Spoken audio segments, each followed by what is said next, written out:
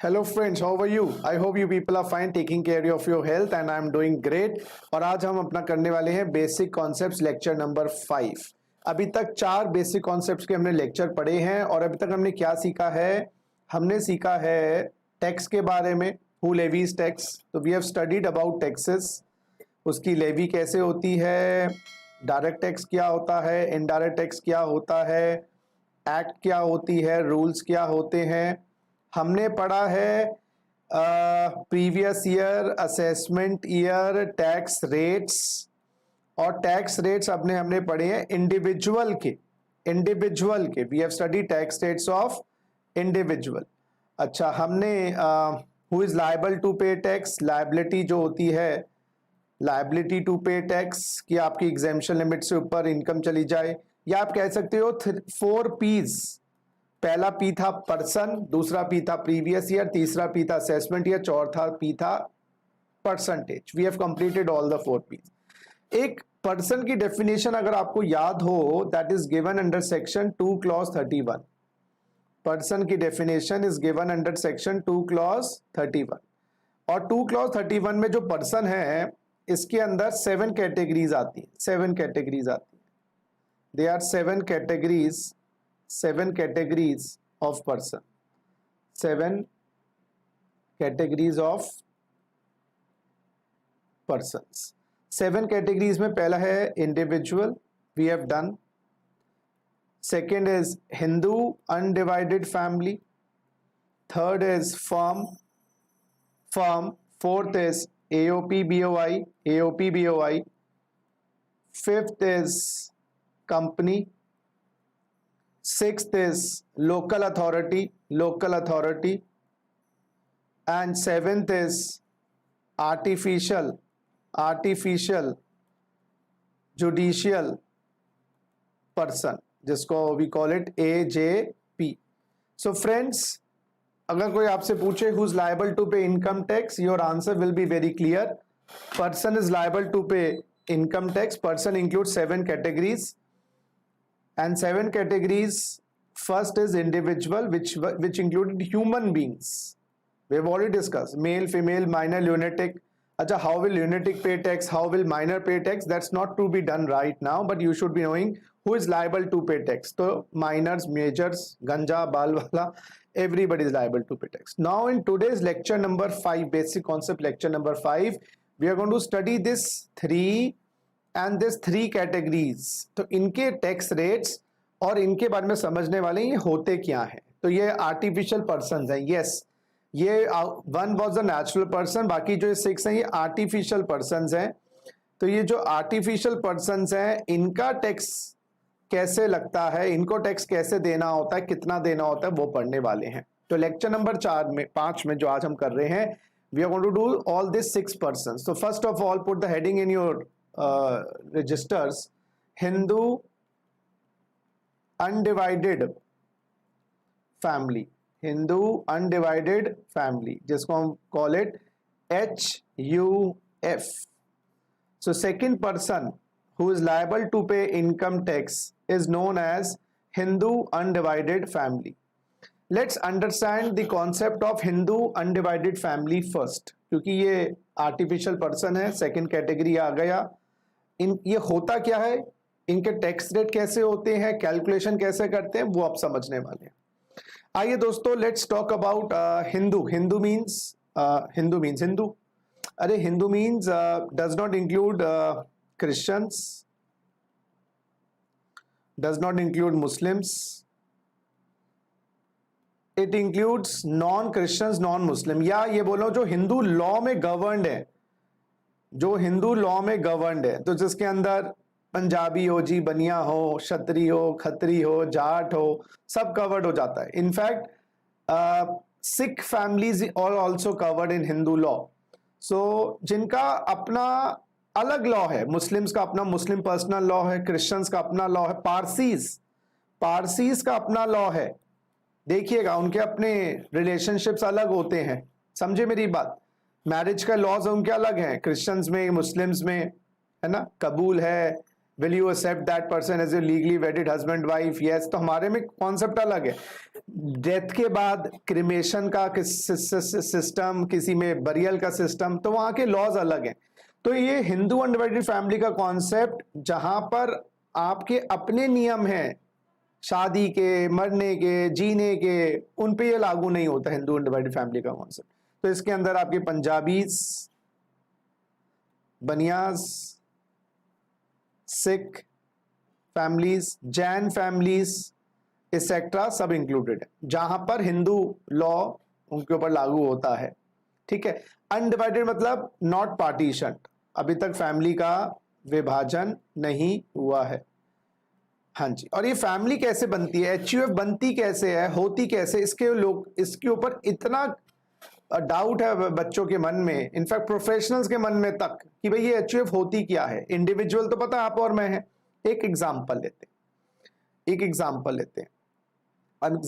हैं,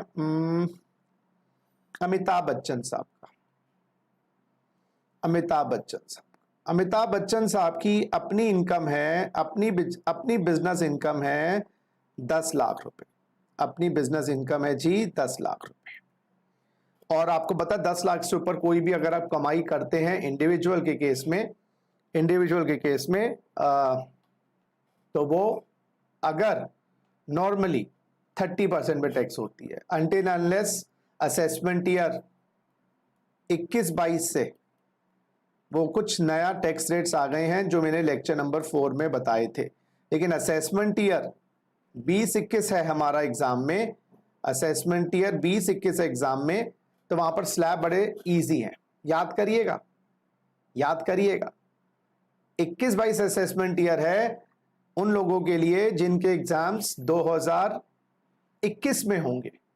अच्छा, एक बात याद रखिएगा, 2020 कुछ स्पेशल ईयर चल रहा है, आपको पता है स्पेशल सर्कमस्टांसेस हैं, यहाँ पर एक्स्ट्रॉर्डनरी सर्कमस्टांसेस हैं, एग्जाम पोस्टपोन्ड हो रहे हैं, कहीं लेट हो रहे हैं। तो हमारा जून या मई जैसे भी 2020 के एग्जाम्स के लिए तो ये साल है 20-21, और 2021 है 21 के एग्जाम्स के लिए 21-22। अब 20-21 के एग्जाम अगर पोस्टपोन हो जाते हैं, 2020 में नहीं होते, मान लो वर्स्ट सिचुएशन हो गई, 21 में हो गए, तो वो देखना पड़ेगा इंस्टीट्यूट क्या कह रहा है हमें कि भाई 2000 असेसमेंट ईयर 20-21 के हिसाब से चेक करेंगे या 21-22 असेसमेंट ईयर। वो मैं दोनों ही बता रहा हूं आपको, so that there is no confusion. ठीक है। तो अमिताभ बच्चन साहब 10 लाख कमाते हैं, और हाँ 21-22 में एक नया सेक्शन आ गया है 115 BAC, जिसमें स्लैब रेट्स नए हो गए हैं। अगर आप 21-22 में 115 BAC में कवर्ड हैं तो आपके ऊपर न्यू स्लैब लगते हैं। ठीक है ना, याद रखिएगा। अगर आप 115 BAC में कवर्ड नहीं है तो आपके ऊपर 20-21 वाले स्लैब लगेंगे, वही 2.5, 5 और 10। और 20-21 में आपको पता है कि 3 स्लैब रेट्स हैं। तो ये बात थोड़ा सा भी डिस्कस ज्यादा नहीं कर रहे डिटेल में, इन बातों को थोड़ा सा भी दिमाग में रखना है बस। तो मैंने आपको रिपीट कर देता हूं, 2020 में एग्जाम्स हैं तो असेसमेंट ईयर 20-21 है। भगवान करे 2020 में एग्जाम हो जाए, बढ़े ना आगे, और बढ़ते हैं आगे फिर हमें देखना पड़ेगा इंस्टीट्यूट कौन सा असेसमेंट ईयर मांगेगा हमसे। मेरे हिसाब से तो असेसमेंट ईयर 20-21 ही मांगेगा, 2020 के एग्जाम 2020 में हो या वो पोस्टपोन हो जाए। जिनके एग्जाम 21-22 या 2021 में है उनके लिए न्यू स्लैब्स है, और वो न्यू स्लैब्स मैंने बताए थे ना 2.5, 5, 7.5, 10, 12.5, 15, वो भी जब अगर आप 115 BAC में कवर्ड है। अगर आप 115 BAC में कवर्ड नहीं है तो आप पे भी वही स्लैब्स हैं 2.5, 5, 10, 15, senior citizen, very senior citizen. अगर 115 BAC में कवर्ड हो गए तो वो न्यू स्लैब्स सबके लिए कॉमन है, एक ही है, वो 2.5, 5, 7.5, 10, 12.5, 15। चलिए, तो डिटेल्ड चीजें अभी नहीं, अभी आप कॉन्सेप्ट को खाली समझने पे जोर लगाओ कि अमित जी हैं, उनकी इनकम 10 लाख रुपए है और वो अपने आप कर रहे हैं, एक्टिंग से कमा रहे हैं, ये उनकी ये एक्टिंग की इनकम है। तो बिजनेस प्रोफेशन इनकम कह लो, तो ये उनकी एक्टिंग की इनकम है। अब उन्होंने सोचा मैं अपना एक प्रोडक्शन हाउस भी खोलूंगा, मैं अपना प्रोडक्शन हाउस भी खोलूंगा, मूवीज बनाऊंगा, और प्रोडक्शन हाउस खोलकर एक्सपेक्टेड है उनको इनकम आनी 5 लाख रुपए, एक्सपेक्टेड है इनकम आनी 5 लाख रुपए। तो अब उनकी इनकम कितनी हो जाएगी? उनकी बिजनेस प्रोफेशन, प्रोफेशन की इनकम, प्रोफेशन की इनकम 10 लाख रुपए और प्रोडक्शन हाउस की इनकम, हाँ जी बच्चों, प्रोडक्शन हाउस की इनकम वो लगभग 5 लाख रुपए। तो टोटल इनकम 5 लाख 15 लाख हो जाएगी। अब 15 लाख पे टैक्स तो ज्यादा बनेगा, तो अब क्या करें? वो चाहते हैं कि 10 लाख अलग टैक्स हो, 5 लाख अलग टैक्स हो। अमित जी की शादी किससे हुई? जया जी से, तो मिसेस जया बच्चन। और फैमिली कब पूरी होती है? जब आप शादी हो जाती है। अब as per Hindu law, whenever a male Hindu gets married to a female, automatically, हाँ ऑटोमेटिकली उसी दिन जब 7 फेरे पूरे हो गए, HUF comes into existence, comes into existence। जैसे पार्टनरशिप डीड बनाने पर partnership comes into existence, company का इनकॉर्पोरेशन होने पर automatically company comes into existence, बच्चा पैदा होने पे बच्चे का एग्जिस्टेंस हो जाता है। उसी प्रकार से whenever a male Hindu gets married to a female, HUF comes into existence, HUF comes into existence। ये लॉ रिकॉग्नाइज करता है ना, दिखती नहीं है ना, HUF comes into existence। अब HUF आ गई, तो अमिताभ बच्चन जी की शादी हुई जया जी से, उसी दिन ऑटोमेटिकली HUF बन गई। दिखाई नहीं देती, आर्टिफिशियल एंटिटी है, लॉ रिकॉग्नाइज करता है। समझ गए मेरी बात? अब क्या करें? अमित जी ने क्या किया, इस HUF का नामकरण करो। तो इस जो आपकी HUF बन गई है उसको नामकरण तो करो। When a child is born तो you keep a name of the child ना। तो इसी तरीके से यहां पर आपने क्या किया, HUF का नाम रखा, और HUF का नाम रखा AB एंड सन्स HUF। अब जरूरी नहीं है कि आपको सन्स होने चाहिए जब ही HUF मानी जाएगी। HUF तो भाई 1+1 हो गया ना, HUF बन गई। अब 3 हो जाए, 4 हो जाए, 5 हो जाए, उससे मतलब नहीं है। तो ANB एंड सन्स HUF, ये नाम रख लिया, नेम रख लिया। अब आप क्या करिए, बैंक अकाउंट ओपन करवाइए, बैंक अकाउंट ओपन करिए AB एंड सन्स का।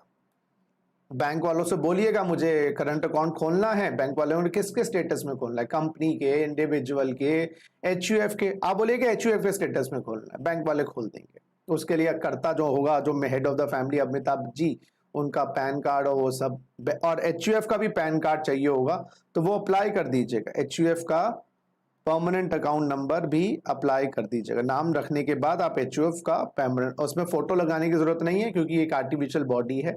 साइन अमिताभ जी कर देंगे HUF के बिहाफ पे। बैंक अकाउंट ओपन हो गया। अब इस बैंक में फंडिंग करिएगा। फंडिंग करते वक्त याद रखिएगा, बस जो मेंबर्स अपना गिफ्ट अमाउंट, या मेंबर्स जो हैं, जैसे अमित जी हैं अभी मेंबर्स और जया जी हैं, उसमें अपना कंट्रीब्यूशन ना दें, अपने आप कोई अमाउंट गिफ्ट ना करें।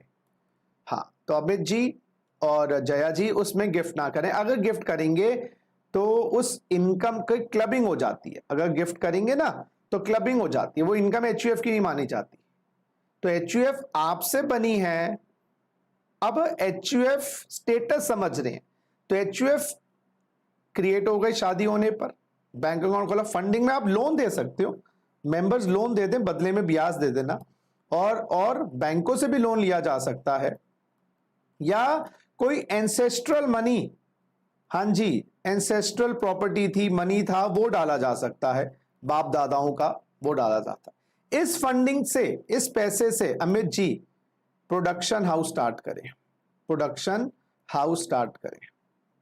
और प्रोडक्शन हाउस स्टार्ट करने से वो जो 5 लाख की बिजनेस इनकम आएगी, 5 लाख आनी थी ना, अपने नाम से बिजनेस नहीं किया, HUF के नाम से किया, ये चार्जेबल होगी in hands of HUF। Yes, ये चार्जेबल होगी in the hands of HUF। 5 lakh रुपए ये अमित जी ही बिजनेस कर रहे हैं प्रोडक्शन का, लेकिन नाम कोई और लेकर, और लीगली गवर्नमेंट कहते करो। ऐसा लग रहा है ये तो सर आप ही का बिजनेस है, लेकिन नाम अलग है ना, गवर्नमेंट कह रहे करो। जैसे मेरे पास मेरे पास डिस्काउंट का कूपन है 10,000 रुपए का, 2 कूपन है, गवर्नमेंट कहती है भाई 2 परचेज पे लगा लेना, 1 परचेज पे नहीं लगा सकते, तो कह रहे हैं करो। तो ऐसे में यहां पर गवर्नमेंट कहती है कि आप एनयूएफ बनाओ और ये chargeable in the hands of HUF हो जाएगा, एचयूएफ के हाथ में चार्जेबल हो जाएगा। अब एचयूएफ के हाथ में चार्जेबल होगा तो सेपरेट, सुनिएगा, एग्जेम्पशन लिमिट ऑफ 2.5 लाख की भी अलाउड है। हाँ, सेपरेट एग्जेम्पशन लिमिट 2.5 लाख की लिमिट अलाउड है, सेपरेट एग्जेम्पशन लिमिट 2.5 लाख रुपए की अलाउड है। तो यानी कि और उसके ऊपर फिर टैक्स का रेट लगेगा। ये तो बड़ी अच्छी बात हो गई, समझिएगा मेरी बात। तो सेपरेट एग्जेम्पशन लिमिट अलाउ होगी जी, याद रखिएगा, सेपरेट एग्जेम्पशन लिमिट 2.5 लाख रुपए की अलाउ होगी। और सुनिए बेस्ट पार्ट, उसके बाद एचयूएफ पे करेगी टैक्स, ऑब्वियसली आप पे करोगे एचयूएफ के अमाउंट से, और उसके बाद रिमेनिंग अमाउंट मेंबर्स को डिस्ट्रीब्यूट होगा।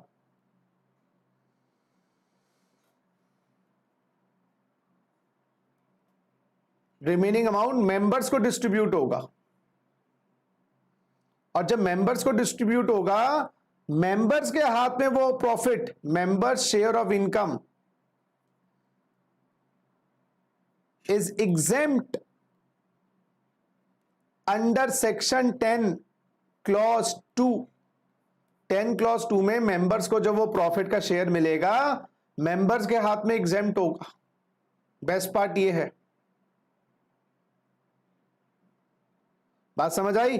तो मेंबर्स का जो शेयर ऑफ इनकम, दोबारा से रिपीट करते हैं एक बार।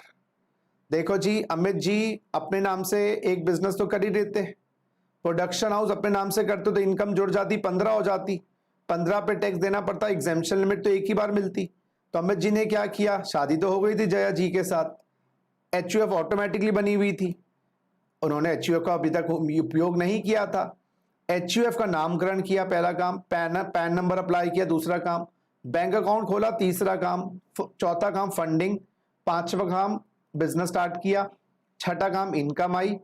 इनकम ये एचयूएफ की मानी जाएगी। एचयूएफ एक सेपरेट पर्सन माना जाता है इनकम टैक्स में, एचयूएफ एक सेपरेट पर्सन माना जाता है इनकम टैक्स में, और एचयूएफ की इनकम एचयूएफ के हाथ में टैक्सेबल होती है, और सेपरेट एग्जेम्पशन लिमिट लगती है। फिर एचयूएफ टैक्स पे करेगा, टैक्स पे करने के बाद मेंबर्स में प्रॉफिट डिस्ट्रीब्यूट होगा, और मेंबर्स के हाथ में वो इनकम एग्जेम्प्ट हो गई, तो पैसा आपको वापस मिल गया और टैक्स भी नहीं देना पड़ा। तो एचयूएफ एक टैक्स प्लानिंग टूल है, यस, और लीगल टूल है, ये कोई टैक्स इवेशन नहीं है, टैक्स प्लानिंग टूल है हिंदूज के लिए। It is a tax planning tool for Hindus. तो ये टैक्स प्लानिंग टूल है जी हिंदूज के हाथ में, कि आप एचयूएफ बनाकर काम करो और एचयूएफ टैक्स देगी। तो आप 2.5 लाख अपने आप एग्जेम्पशन ले लो, 2.5 लाख एचयूएफ के नाम से ले लो। जैसे वही वाली बात होती है ना, एक आपका बिजनेस, एक आपकी वाइफ का बिजनेस है, मान लो अलग अलग एंटिटी है, वाइफ तुम्हारी कितनी ही प्रिय है, जान निछावर करते हो, है तो अलग एंटिटी ना, तो 2.5 की उनको मिलती है, 2.5 को आपको मिलती है। तो ऐसे ही एचयूएफ को भी 2.5 मिलती है और आपको भी। वैसे एचयूएफ दिखती नहीं है तो लगता है होती नहीं है, भाई जो चीज दिखती नहीं है, भगवान में तो दिखते नहीं है लेकिन है नहीं क्या, हवा दिखती नहीं है नहीं क्या, समझो मेरी बात, आत्मा दिखती नहीं है नहीं क्या।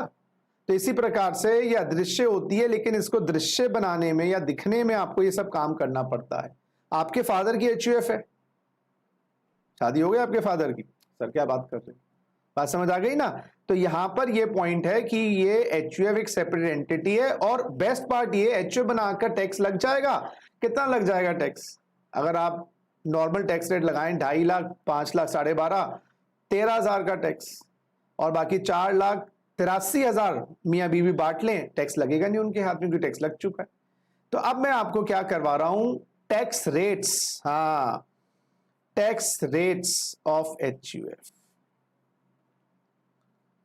Tax rates of HUF. अब जरा देखिएगा, ये असेसमेंट ईयर 20-21 के, ये असेसमेंट ईयर 21-22 के। अच्छा जी, पहले तो बात करें स्लैब रेट्स। स्लैब रेट्स लगेगा जी 0 से 2.5 लाख नील, 2.5 लाख से ऊपर 5 लाख 5%, 5 लाख से 10 लाख 20%, और 10 लाख से ऊपर 30%। अच्छा जी, यहां पर भी 21-22 में भी यही एचयूएफ के टैक्स रेट्स हैं।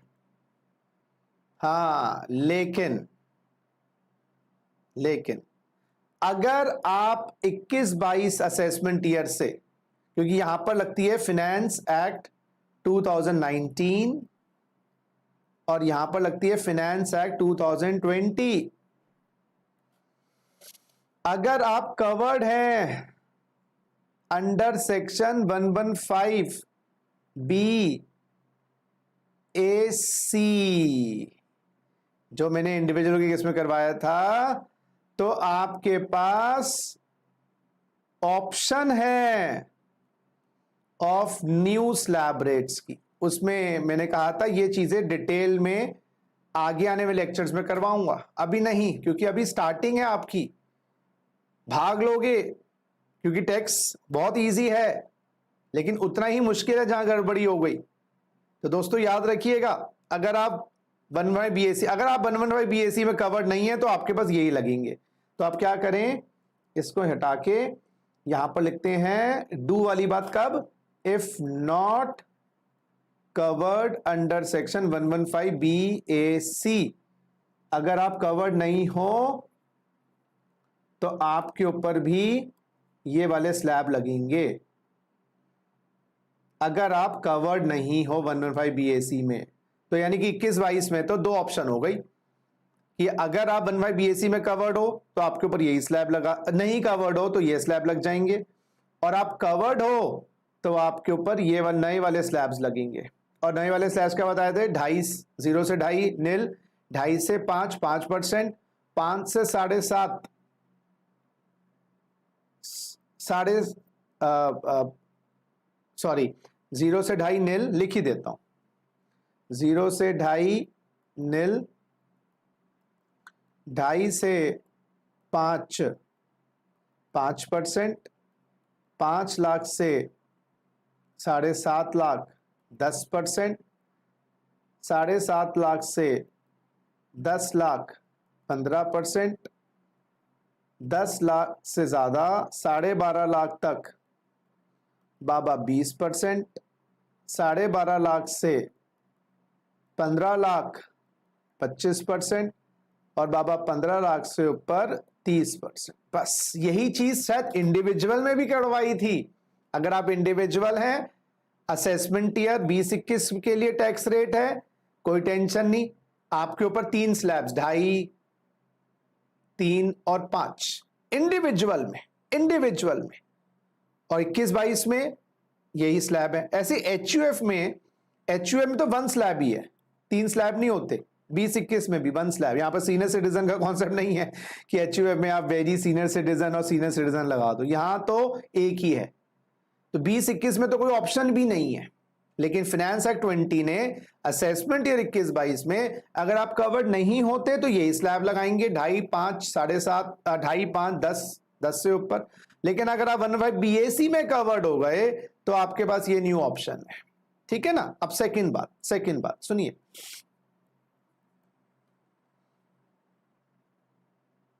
हाँ जी, दूसरी बात,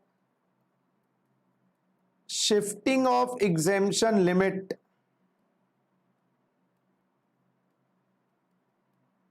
शिफ्टिंग ऑफ एग्जेम्पशन लिमिट, हाँ जी अलाउड है, इनके लिए भी अलाउड है।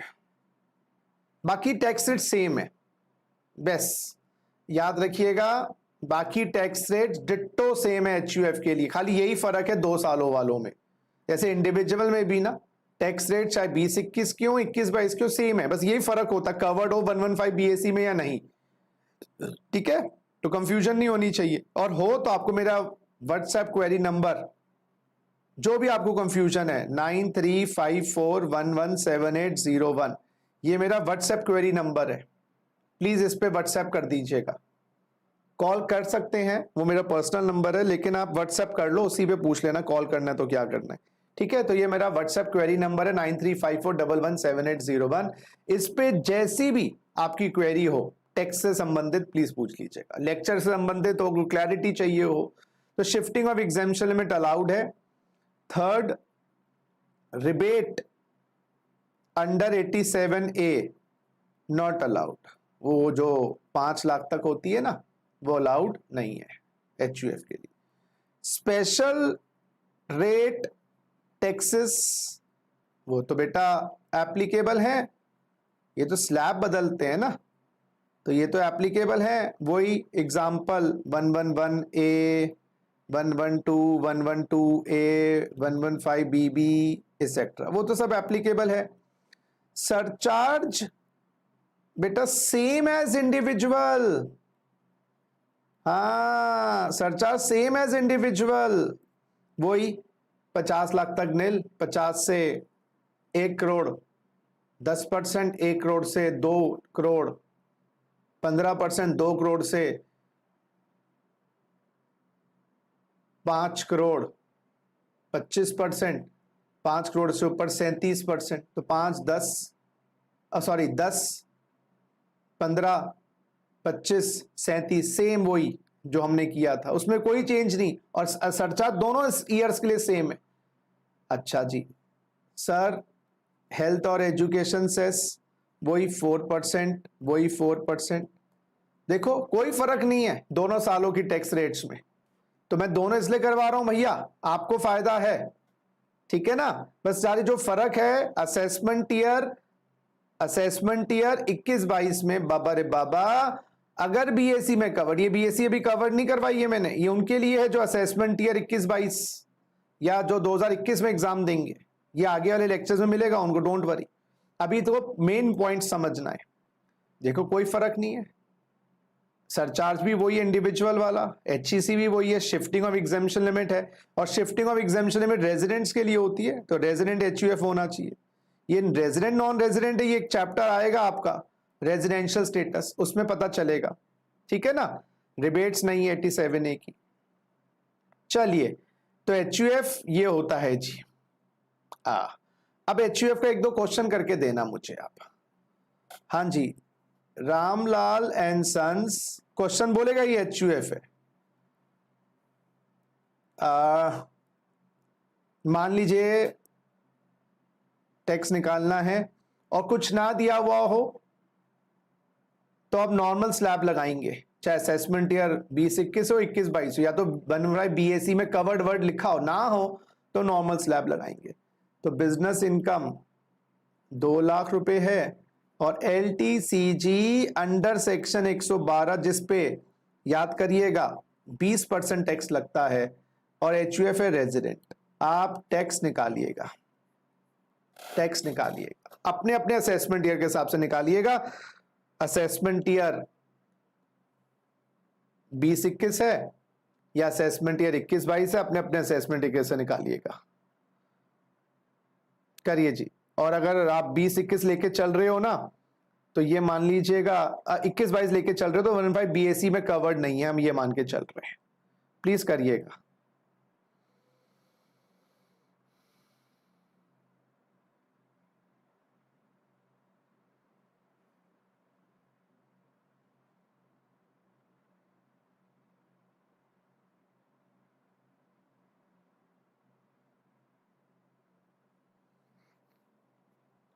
हाँ जी करिए जी, करिए।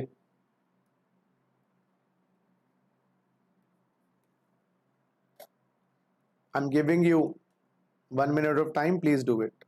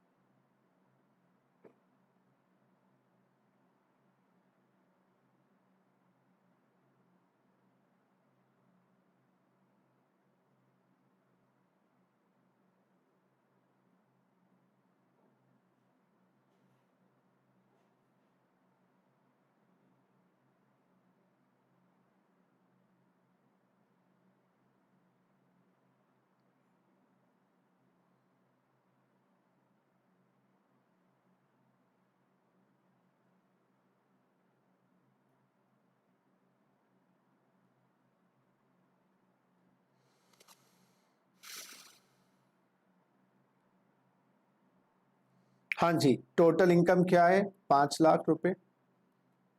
ठीक है ना, मैं अभी असेसमेंट ईयर 20-21 का टैक्स निकाल रहा हूं, पहले 21-22 का मैं निकाल के दे दूंगा। चलो अब 0 से लेकर 2.5 लाख नील। हाँ, पहले तो स्प्लिट करना पड़ेगा ना, प्रेजेंटेशन इंपॉर्टेंट है तो वो देख लो, नहीं तो आप पूरा लिख दें अपना टी शेप कॉलम, हेडिंग ऊपर मैं आपको बता ही रखा है। अच्छा, इस 5 लाख में स्लैब अलग करिएगा और स्पेशल अलग करिएगा। 5 लाख में स्लैब अलग, स्लैब 2 लाख है भाई, स्पेशल 3 लाख है। 3 लाख है ना, लॉन्ग टर्म, बिल्कुल सही। स्लैब 2.5 लाख का लगाना है, टैक्स हो गया नील। और इस 3 लाख पे, अच्छा इसमें एक शिफ्टिंग ऑफ एग्जेम्पशन लिमिट भी होगी, याद करो, क्योंकि जो स्लैब जो एग्जेम्पशन लिमिट है वो वहां यूज नहीं हुई 50 की, 50 यहां घटा दीजिएगा, ये हो गया जी 2.5 लाख। और 2.5 लाख का आपको लगाना है 5%। देखो जी बिल्कुल सही कर रहा हूं ना मैं, 2 लाख है, 50,000 एग्जेम्पशन लिमिट रह गई, 50,000 यहां से गए, 2.5 लाख का 5% है ना, और 2.5 लाख का 5% होता है भाई 12,500 रुपये। 5% क्यों लगाएंगे मम्मा? अम्मा मियाँ इसमें हम लगाएंगे, लॉन्ग टर्म है ना जी, ये लॉन्ग टर्म है ना जी, और लॉन्ग टर्म का टैक्स है 20%, इस पे लगाएंगे 20%। 20%, ये हो गया जी 50,000 रुपये। जरा देखिएगा, असेसमेंट ईयर 20-21 की बात कर रहा हूँ, अब 21-22 वालों के मैं निकाल दूंगा, डोंट वरी। तो 5 लाख रुपए स्लैब, 2 लाख की इनकम है नील, स्पेशल है इनकम, ये 112 में 20% टैक्स होता है। 112 होती क्या है, ये सब चीजें तो डिटेल में आएंगी, अभी आपको वही ना, अभी मैं आपको डीप स्विमिंग करते हैं ना, पहले हम ले जाते हैं शैलो वाटर्स में, फिर डीप वाटर्स में बाद में। पहले डीप वाटर में डाल दिया, स्विमिंग का डर चढ़ जाएगा, जिंदगी भर स्विमिंग नहीं सीख पाओगे। तो 3 लाख में 50,000 के यहां पर शिफ्ट है, 2.5 लाख का 20% 50,000, और रिबेट 87A वाली इधर तो होती नहीं बाबा, सीधा 50,00,000 का 4% और जोड़ दो, ये हो गया 2,000 रुपए, 52,000 रुपए है ना भाई, 52,000 रुपए टैक्स लायबिलिटी आ गई, 52,000 रुपए। 2.5 लाख का 20% 50,000, 50 का 4% 2,000 रुपए है ना, और 52,000। अगर यही असेसमेंट ईयर लो, जिनका 21-22 है, लो नॉट कवर्ड अंडर 115BAC, तो आंसर वही है, टैक्स लायबिलिटी 52,000 रुपए। अच्छा, अगर आप कवर्ड हो अंडर सेक्शन 15BAC, उसमें आपको पहले बता दूं, उसमें इनकम निकालने की जो प्रक्रिया है वो चेंज हो जाती है, लेकिन मान लो यही इनकम आ रही है, कितने, अब यही इनकम मान लो ना, 5 लाख ही ले लो, तो यहां पर भी टैक्स तो आई थिंक वही आएगा। क्यों? क्योंकि यहां पर भी टैक्स लायबिलिटी 52 ही आएगी। क्यों? स्लैब आपका जो 5 लाख तक है वो भी तो वही है 5%। देखो ना, वो तो अगर 6-7 लाख की इनकम होती फिर बीएसी में आने का आपको फायदा होता ना। क्यों? अरे भाई नलायको, स्टार्टिंग का जो नया स्लैब है असेसमेंट ईयर 21-22 वालों के लिए, वहां पर भी आप देखो, आपके सामने है, देखो 5 लाख तक तो उनका भी यही है ना 5%, और shifting of exemption limit allowed है, और स्पेशल रेट एप्लीकेबल है, और 4% है। हाँ, 6-7 लाख होता फिर डिफरेंस आ जाता दोनों में अंदर, तो यहां पर तो आप बीएससी में कवर्ड हो ना हो, आंसर तो आपका वही आएगा। ये बीएससी में कौन कवर्ड होता है, कैसे कवर्ड होता है, वो बाद में देखेंगे। चलो एक क्वेश्चन और करते हैं। अगर आपकी टोटल इनकम 10 लाख रुपए है, और ये मान लो पीजीबीपी की है, खाली पीजीबीपी की, अब करो जी टैक्स असेसमेंट ईयर 20-21 का, असेसमेंट ईयर 21-22 का, और 21-22 में दोनों ऑप्शन कवर कर लो। अगर 115BAC में नॉट कवर्ड है और 115BAC में कवर्ड है, क्लैरिटी मिल जाएगी भाई, सबको मिल जाएगी। चलिए 10 लाख पे टैक्स करो भाई,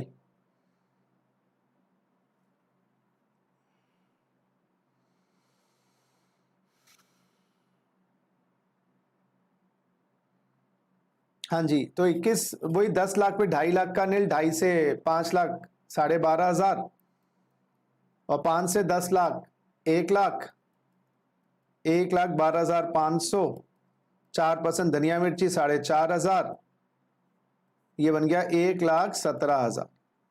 ये तो नॉर्मल है। अच्छा 21-22 असेसमेंट ईयर के लिए वही 1,17,000। बस यहां पर अब फर्क पड़ेगा। अब स्लैब कैसे लगाएंगे? अगर आप कवर्ड हो 0 से 2.5 लाख नील, 2.5 से 5 लाख वो 12,500 रुपए, लेकिन 5 से 7.5 लाख लगेगा 10%, तो 2.5 लाख का 10% 25,000 और 7.5 से 10 लाख 2.5 लाख का 20% 50,000, तो ये बना 50 और 25 75 75 85 87,500, करीबन 25,000 रुपए कम हो गया ना, प्लस 4% धनिया मिर्ची। अब आपको क्लियर हो जानी चाहिए चीजें।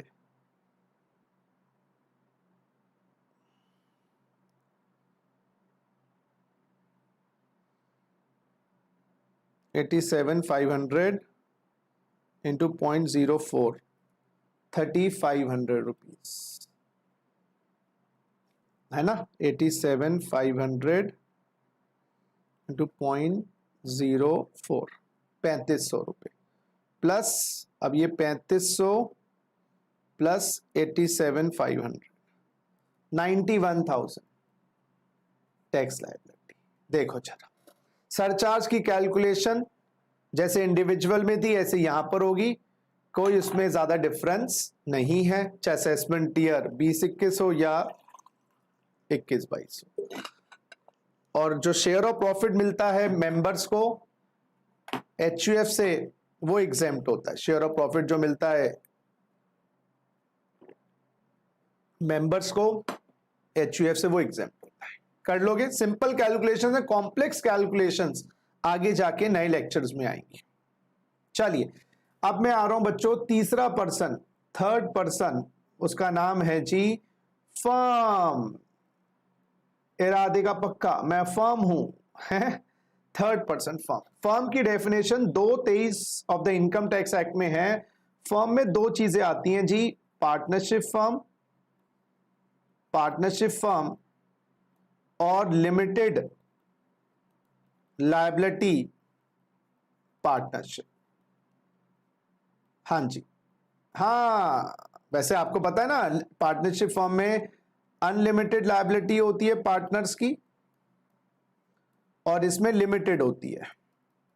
पार्टनरशिप फर्म बनती है पार्टनरशिप एक्ट 1932 के अंतर्गत और एलएलपी बनती है एलएलपी एक्ट 2008 के अंतर्गत।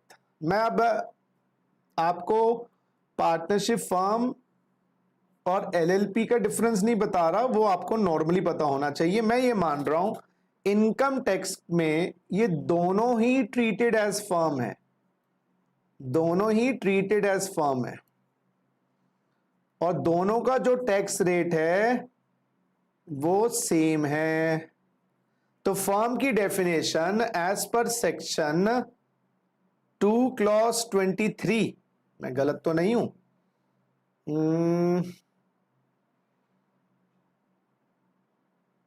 एक बार 17, गलती ना हो जाए, एक सेकेंड हम क्रॉस वेरीफाई कर लें भैया, फिर बाद में मुझे आप गालियां दोगे, क्योंकि सोशल मीडिया का ज़माना है ना, इसमें आप लोगों के पास ट्रमेंडस पावर है प्रेस करने की भी और एब्यूज करने की भी। जो अक्लमंद हैं, समझदार हैं, वो अपनी रिस्पॉन्सिबिलिटी समझते हैं और जो नहीं है वो तो प्रधानमंत्री को भी नहीं छोड़ेंगे, ठीक है ना। तो हम तो किस खेत की मूली हैं। तो एक बार अगर हम बात करें फॉर्म की डेफिनेशन, हाँ जी 2/23 में है, थैंक गॉड, है ना। और हम आगे जाके ये रहा 2/23, मैं देख रहा हूँ कहाँ गया जी, ये रहा जी 2/23। ठीक है ठीक है, पढ़ लीजिएगा, बुक्स भी आपको साथ में मिली हैं, उनको भी छोड़ना नहीं है। एक सेकेंड भैया, चलो इसको हम स्टे करते हैं। चलिए, तो फर्म, इन दोनों को फर्म में ही डाला गया है, तो पार्टनरशिप फर्म। अच्छा, फर्क क्या होता है, अब मेरी बात समझो, क्या होता है जब आप एचयूएफ का बिजनेस करो या इंडिविजुअल का बिजनेस करो, दोनों ही केस में इंडिविजुअल में तो 1 लाख चलो रहे, एचयूएफ में फैमिली है। अब दिक्कत क्या होती है, आपको थॉट प्रोसेस तो वो ही रहता है ना, इंडिविजुअल का हो या फैमिली का हो, वैल्यू सिस्टम तो वही होता है। अब आपको बिजनेस बड़ा करना है और आपको ज्यादा ब्रेन्स चाहिए। फैमिली में 4 बीवी 50 बच्चे लाओगे क्या? नहीं ला सकते ना, है ना। कितने माँ बाप लाओगे? एक है। तो फैमिली का साइज तो लिमिटेड है, ब्रेन वही होगी जो आपकी सोच है, क्योंकि उनकी माता पिता की सोच आप में आई है, आपकी सोच माता पिता में से प्रभावित है। तो कहीं ना कहीं you need fresh brains, you need capital more, तो फर्म बना के काम करो। जैसे कोचिंग इंस्टीट्यूट खोलना है, एक बंदा एक्स सब्जेक्ट पढ़ाएगा, दूसरा वाई सब्जेक्ट पढ़ाएगा, 25-30 टीचर भी मिलकर काम कर सकते हैं। उससे क्या होगा, एक दिन आप नहीं गए तो आपका दूसरा पार्टनर बिजनेस में चला गया। तो फर्म बनाने के अपने फायदे हैं। देखो जी, आप कमाई करने के साधन ढूंढ रहे हो, साधन के बाद आप उसको किस प्रकार से करते हो, या तो व्यक्तिगत तौर पे उसको इंडिविजुअल कहा जाएगा, फैमिली के रूप में करते हो उसको एचयूएफ कहा जाएगा, अपने दोस्त और निकट के लोगों के साथ करते हो वो फर्म होगी, डीड बनाते हो। फर्म में सबसे इंपॉर्टेंट चीज है डीड होती है, प्रॉफिट शेयरिंग रेशो होगा, डीड होगी, profit sharing ratio. Liability limited unlimited है वो अलग बात है। अब जो फर्म के टैक्स रेट्स हैं, अच्छा बेस्ट पार्ट ये है, फर्म को सेपरेट पर्सन माना जाता है, इनकम टैक्स में सेपरेट पर्सन है। वैसे पर्सनली बोले या प्रैक्टिकल लाइफ में बोले तो फर्म की सेपरेट लीगल एंटिटी नहीं होती, पार्टनरशिप फर्म की अनलिमिटेड वालों की, उसको पार्टनर का रूप माना जाता है, लेकिन इनकम टैक्स में सेपरेट पर्सन है। तो फर्म की इनकम फर्म के हाथ में टैक्सेबल होती है, chargeable in hands of firm. और इससे यह फायदा होता है पार्टनर्स को, हाँ, फर्म की इनकम फर्म के हाथ में टैक्सेबल होती है, और पार्टनर्स को जो शेयर ऑफ प्रॉफिट मिलता है, शेयर ऑफ इनकम कह लीजिए फर्म से, या प्रॉफिट मिलता है, वो एग्जेम्प्ट होता है इन देयर हैंड्स, एग्जेम्प्ट होता है अंडर सेक्शन 10 क्लॉज 2A। तो जब फर्म ने टैक्स दे दिया, आपको जो चॉकलेट मिलेगी आपको जो टॉफी मिलेगी, आपको जो प्रॉफिट का हिस्सा मिलेगा, जैसे एचयूएफ के मेंबर को एचयूएफ का इनकम का शेयर मिलता है तो 10(2) में एग्जेम्प्ट होता है, ऐसे ही पार्टनरशिप फर्म के या एलएलपी के पार्टनर को प्रॉफिट का हिस्सा मिलता है तो वो एग्जेम्प्ट होता है। तो ये सेक्शन जो 10 है ना बाबा, ये एग्जेम्प्ट इनकम्स का सेक्शन है, और ये इनकम्स आपके हाथ में नहीं जुड़ती। तो सेक्शन 10 एक एग्जेम्प्ट इनकम्स का चैप्टर है, जो ये बताता है कि ये फलाना फलाना इनकम्स आपके हाथ में जोड़ी नहीं जाएंगी, ये एग्जेम्प्ट होती है, जो exempt in the hands of the partners. बात समझ आ गई? अब फायदा ये है, तो फर्म टैक्स दे देगी, आप आराम से एंजॉय करो उस इनकम को, आपको टैक्स देने की आवश्यकता नहीं है। एक बार टैक्स लगता है ना एक इनकम पे, बार बार कोई लगता है। अब टैक्स रेट्स देख लें, टैक्स रेट्स देख लें, रुको भैया रुको, टैक्स रेट्स देख लें फर्म के।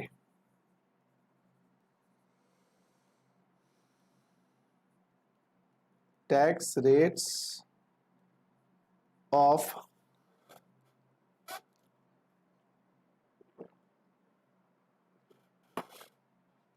फर्म।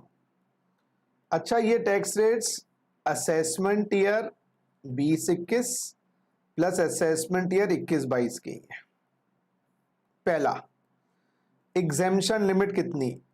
हाँ जी, इंडिविजुअल में तो 2.5 लाख, 3 लाख, 5 लाख, एचयूएफ में 2.5 lakh.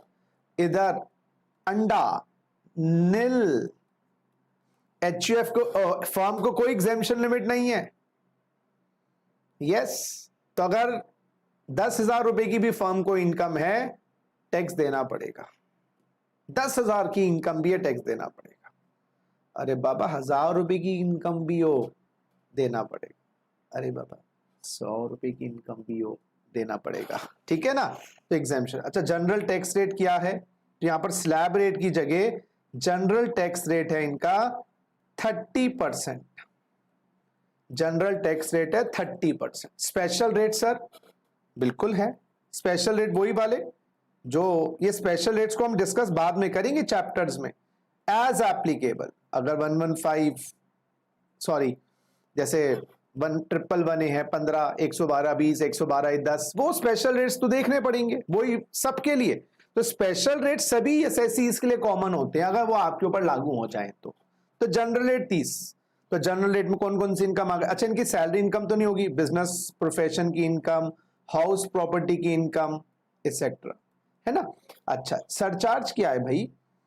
Shifting of exemption limit तो है ही नहीं, क्योंकि जब अच्छा 87 है और शिफ्टिंग ऑफ एग्जामिशन लिमिट वो तो होगा ही नहीं ना भाई। 87A जो रिबेट होती है वो तो इंडिविजुअल के लिए थी, हमने एचयूएफ को नहीं दी। तो ये तो किस खेत की मूली है?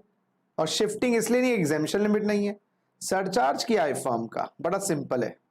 सरचार्ज है total income exceeding 1 crore at the rate of 12%। बस 1 करोड़ से ऊपर 12%। अच्छा, मार्जिन रिलीफ भी होता है, वो सब subject to marginal relief. Marginal relief तो मिलेगा। अच्छा, हेल्थ और एजुकेशन सेस बिल्कुल है जी, हेल्थ और एजुकेशन सेस 4% का। तो फर्म का टैक्स रेट बड़ा सिंप्लीफाइड है, थोड़ा ज्यादा है लेकिन सिंप्लीफाइड है। एग्जामिशन लिमिट है ही नहीं जी, शिफ्टिंग नहीं है जी, 87A नहीं है जी, जनरल रेट 30% है, टोटल इनकम 1 करोड़ से ऊपर 12%, सरचार्ज। सिंपल। क्वेश्चन करो जी। Compute tax rate, assessment year कोई भी लगा लीजिएगा, दोनों ही सेम है, of Hira Lal Panna Lal firm, Hira Lal Panna Lal firm, PGBP 10 lakh, STCG 111A 5 lakh. करिए जी। टैक्स रेट की जगह compute tax liability, compute tax liability करिए जी। टैक्स लायबिलिटी निकालिए जी हीरालाल पन्नालाल की। करिए जी, स्टार्ट हो जाओ, दे रहा हूं आपको 1 मिनट का टाइम।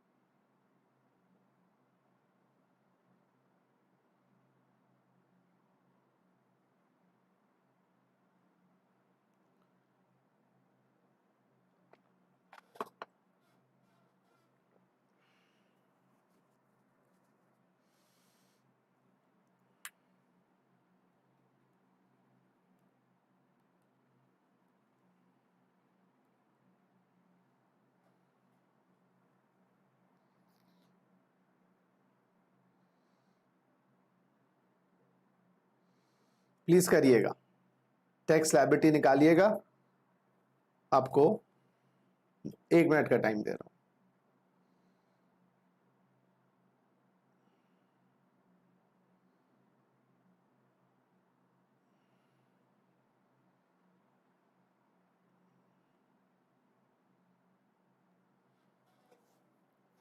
हाँ जी, आंसर में टोटल इनकम तो भैया वही आएगी 15 लाख। इसमें जनरल वाली अलग कर दें और स्पेशल वाली अलग कर दें। जनरल वाली 10 लाख, स्पेशल वाली 5 लाख। इस पे लगेगा 30, इस पे लगेगा 15, है ना भाई। 3 लाख रुपए इधर आ गया और 15 × 5 75,000 इधर आ गया, तो टोटल टैक्स बना 3,75,000 और 4% धनिया मिर्ची, 4% धनिया मिर्ची होता है भाई, 4% धनिया मिर्ची होता है 3,00,000, 375 इंटू 0.04, 15,000 और ये टैक्स लायबिलिटी बन गई 3,90,000। दोबारा देख लें, 10 लाख का 30%, 3,00,000, ये ट्रिपल बने है ना, इसका 15% होता है, 5 लाख 75, 3,75,000, 3,75,000 टू 1.04, 3,90,000 हो गया जी। एक क्वेश्चन और करो, कॉपी करो जी इसको। अब टोटल इनकम लिख लो 1 करोड़ और 1 करोड़ 1 लाख। टैक्स निकालो, फॉर्म है हीरालाल पन्नालाल, हीरालाल पन्नालाल फॉर्म। क्वेश्चन बताएगा ना कि स्टेटस क्या है, मैं करवाऊं? सीधा टैक्स लगाओ इस पे, सबसे पहले 1 करोड़ और 1 करोड़ 1 लाख टैक्स लगाओ। अरे भाई जनरल रेट दिया हुआ है, स्पेशल रेट तो दिया हुआ नहीं है, तो 30% ही लगा दें, तो ये बना 30 लाख रुपए इधर और ये बना 30,30,000 रुपए इधर। अच्छा, अब साथ में आपको सरचार्ज लगाना है 12% का। इधर सरचार्ज तो लगेगा नहीं, क्यों नहीं लगेगा सर, 1 करोड़ तक है, और दूसरे जगह सरचार्ज लगेगा आपका 30 करोड़ 30 लाख इंटू 0.12, 3,63,600 और टैक्स लायबिलिटी आ गई 30 लाख 33,93,600। जरा देखिएगा, 30,30,000 और इंटू 1.12, हमने कुछ गलती तो नहीं करी, ठीक है, तो ये हो गया 33,93,600। अब गवर्नमेंट कहती है इसमें से सरचार्ज लगा दिया, टैक्स आफ्टर सरचार्ज कह लो इसको, टैक्स लायबिलिटी की जगह tax after surcharge, tax after surcharge. इसमें से माइनस करो मार्जिन रिलीफ, इधर तो नहीं मिलेगा रिलीफ, इधर रिलीफ बताइएगा कितना होगा, आप बताइएगा, मैं उसको बोलूंगा टैक्स आफ्टर मार्जिन रिलीफ, इधर तो 30 ही रहेगा, इधर आपको बताना है कितना, और फिर 4% धनिया मिर्ची, इधर हो जाएगा 1,20,000 और टैक्स लायबिलिटी ये आ गई 31,20,000 इधर। मैं चाहता हूं कि आप लोग ये करके दें, टैक्स लायबिलिटी आप करके दें।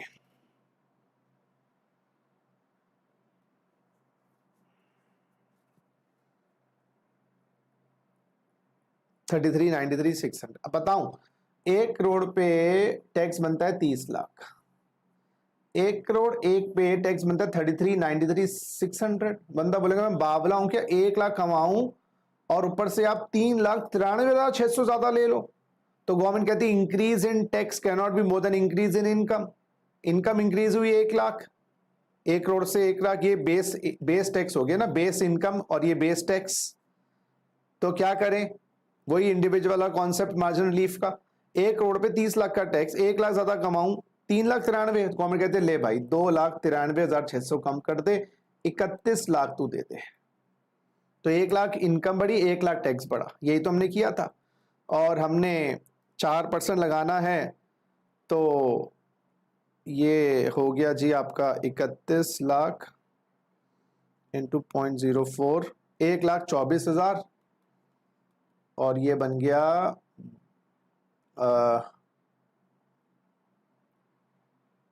32,24।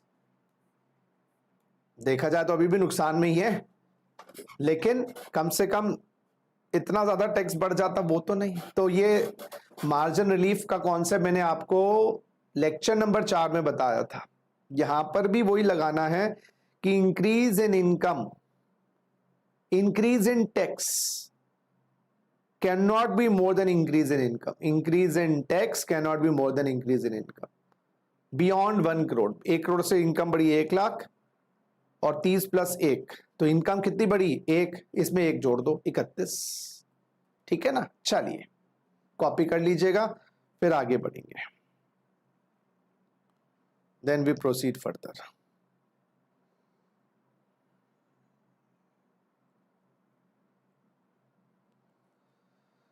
चलिए भैया, अब आ रहे हैं जी फोर्थ एसएससी, हाँ फोर्थ पर्सन, और उसका नाम है जी कंपनी। क्या होता है जब आप पार्टनरशिप का काम करते हो ना, पार्टनरशिप में 10-20 पार्टनर, 30 पार्टनर, 40 पार्टनर मिलकर काम करते हैं, तो क्या होता है लाखों लोग नहीं बन सकते उसमें पार्टनर। वैसे टेक्निकली एलएलपी में कोई लिमिट नहीं है, लेकिन लाखों लोग नहीं बन सकते। और कितना 40 लोग अगर 1-1 करोड़ रुपया भी ले आए 40 पार्टनर, तो 40 करोड़ रुपए तो इकट्ठे हुए। बट आपको 400 करोड़ चाहिए, 4000 करोड़ चाहिए, और मल्टीनेशनल कंपनी बनानी है, देश विदेश में नाम करना है, तो कंपनी बनाए कि कंपनी बनाए बिना काम नहीं चल सकता।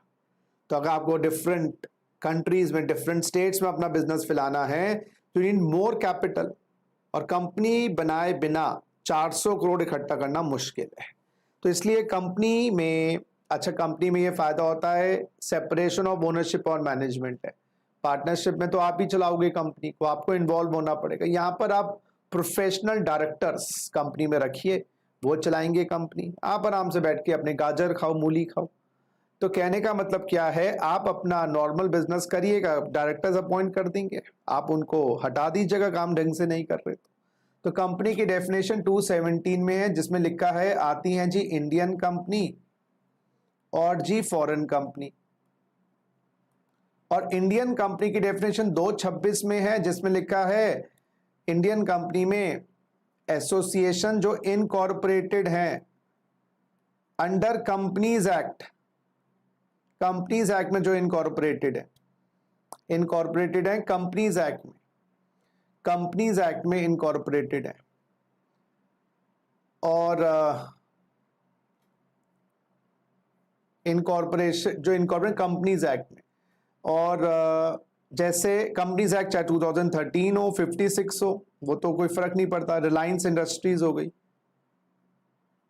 रिलायंस इंडस्ट्रीज हो गई। अच्छा, और दूसरा है स्टैट्यूटरी कॉर्पोरेशंस।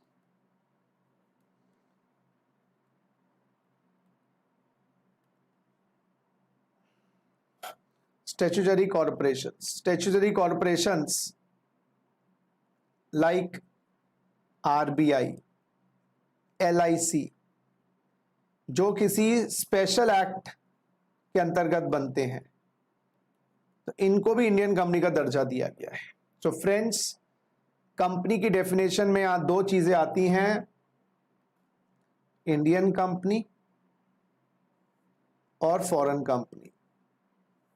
इंडियन कंपनी वो है जो इनकॉर्पोरेटेड है कंपनीज एक्ट में, और स्टैट्यूटरी कॉर्पोरेशंस आपकी आईसीएसआई, आईसीएआई, ये सब स्टैट्यूटरी कॉर्पोरेशंस में आते हैं। हाँ, वो अलग बात है कि इनकम एग्जेम्प्ट करवा लें किसी सेक्शन में, वो बातें नहीं कर रहा मैं। तो statutory corporations are those corporation which are form not under the companies act but under the special act. अच्छा जी, अब इंडियन कंपनी और फॉरेन कंपनी के टैक्स रेट्स देखिएगा, और सेम है जी। मैं पहले आपको इंडियन कंपनी का टैक्स रेट साथ में लिखवा रहा हूं, और फिर फॉरेन कंपनी का टैक्स रेट लिखवा रहा हूं। अच्छा, असेसमेंट ईयर 20-21 और असेसमेंट ईयर 21-22 सेम है जी। थोड़ा सा डिफरेंस जाऊंगा बता दूंगा, और 20-21 असेसमेंट ईयर के लिए भी, असेसमेंट ईयर 21-22 के लिए भी। हाँ जी, एग्जेम्पशन लिमिट नहीं है जी, वो तो हम छोड़ आए, वो गलियां फर्म को ही नहीं दी थी, यहां पर भी कोई एग्जेम्पशन लिमिट नहीं है। अच्छा, अब general tax rate, general tax rate क्या है जरा देखिएगा, ये थोड़ा कॉम्प्लिकेटेड है इंडियन कंपनी को लेकर। इंडियन कंपनी में क्या लिखा है, अगर हम बात करें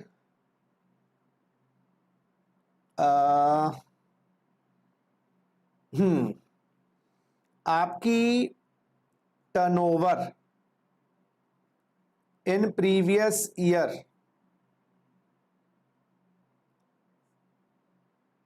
17-18, देखो मैं ये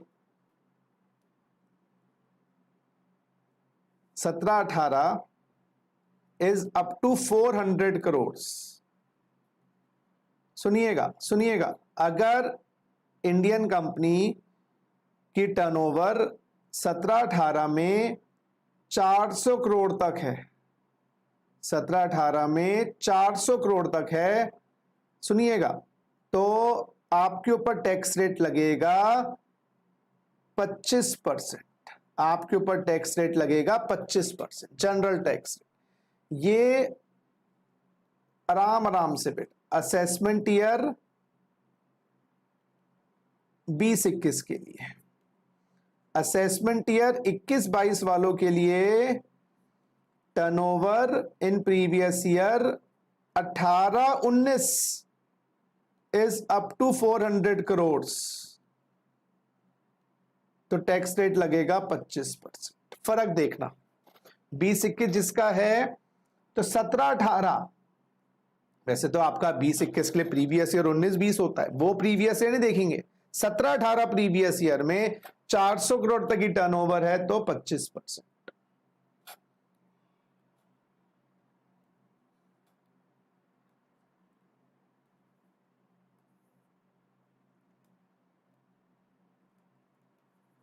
एक सेकंड बच्चों, मैं देख रहा हूं, ये आ गया जी कुछ हमारा। हाँ जी, तो 17-18 में 400 करोड़ तक की टर्नओवर है तो 25%, और 21-22 में टर्नओवर 18-19 में 400 करोड़ की है तक तो 25%। बाकी ये हो गया केस 1। सुनिएगा, ये खाली डोमेस्टिक कंपनी के लिए है।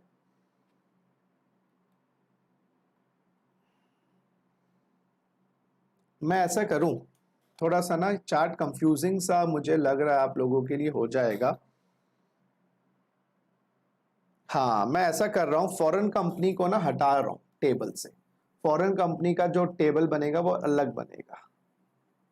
अभी हम इंडियन कंपनी का टेबल बना रहे हैं। अब रुको एक सेकेंड, थोड़ा सा मैं इजी कर दूं आप लोगों के लिए ना, क्योंकि हमारा काम है एज टीचर सिंप्लीफाई करना। असेसमेंट ईयर 20-21 और असेसमेंट ईयर 21-22। आप इंडियन कंपनी का आ जाओ पहले।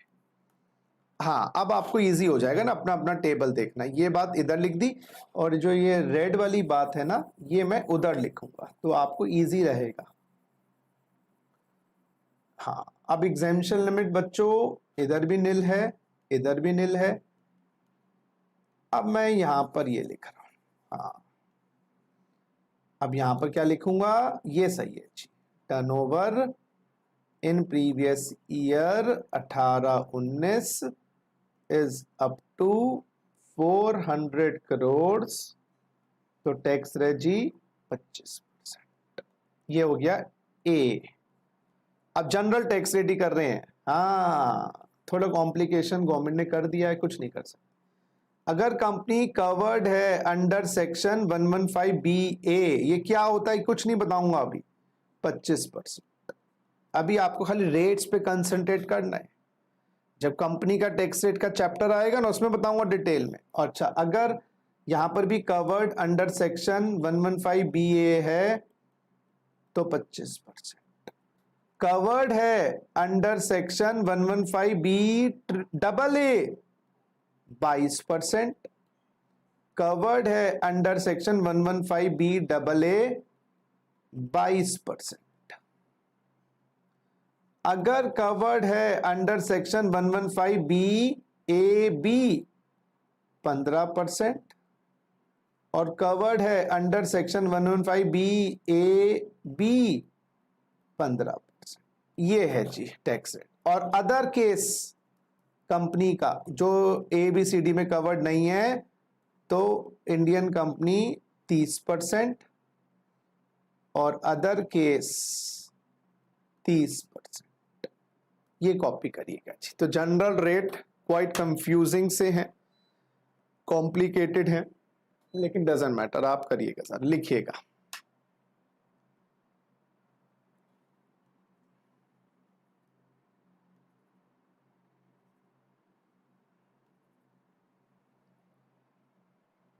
पच्चीस 25, 22, 15, 30, 25, 25, 22, 15, 30 जनरल टैक्स।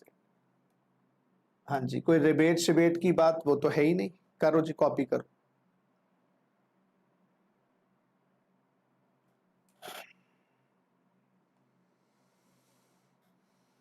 चले जी, थर्ड पॉइंट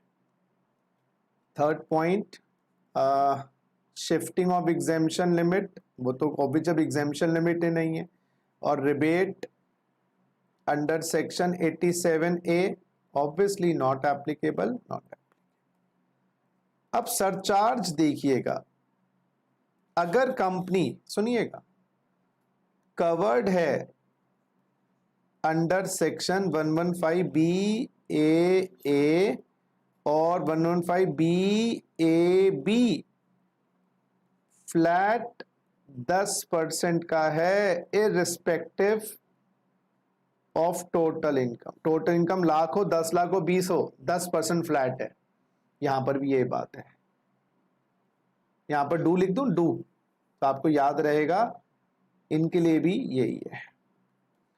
अगर अदर कंपनी है, मतलब जैसे वो ये हो गया ना 15BAA और BAB, यानी कि ये दो केस हो गए, सी वाली कंपनी और डी वाली कंपनी। देखो BAC और डी, तो ये सी और डी वाली कंपनी हो गई, सी और डी। ये हो गई ए बी और ई वाली कंपनी, है ना। इनकी अगर टोटल इनकम, यहां पर तो 10% फ्लैट है भाई, टोटल इनकम 5 लाख हो, 10 लाख हो, अगर सी और डी वाली कंपनी है 10% फ्लैट सरचार्ज। सरचार्ज में obviously subject to margin relief तो होगा ही होगा, सब्जेक्ट टू मार्जिन रिलीफ तो होगा ही होगा। अच्छा, अदर कंपनी है ए बी ई वाली, अगर टोटल इनकम 1 करोड़ से ऊपर है तो 7%, और टोटल इनकम अगर 10 करोड़ से ऊपर है तो 12%। ये भी सेम ही है। यहां पर फर्क देखो, तो 5 कंपनियां ए बी सी डी ई, सी और डी वाली पे जहां पर 22 और 15% जनरल टैक्स है, फ्लैट 10% है irrespective of total income. Total income कम हो ज्यादा हो 10%। लेकिन ए बी ई वाली कंपनी, उन पे अगर 1 करोड़ से ऊपर है टोटल इनकम तो 7, 10 करोड़ से ऊपर है 12, और असेसमेंट ईयर 21-22 के लिए भी सेम। अच्छा, स्पेशल रेट वाली इनकम्स वो सेम ही है। स्पेशल रेट्स वो तो बेटा हर एसएससी के लिए सेम है। एज एप्लीकेबल लिख दूं, एज एप्लीकेबल, स्पेशल रेट्स तो वही है। और हेल्थ और एजुकेशन सेस 4% इधर भी है, 4%।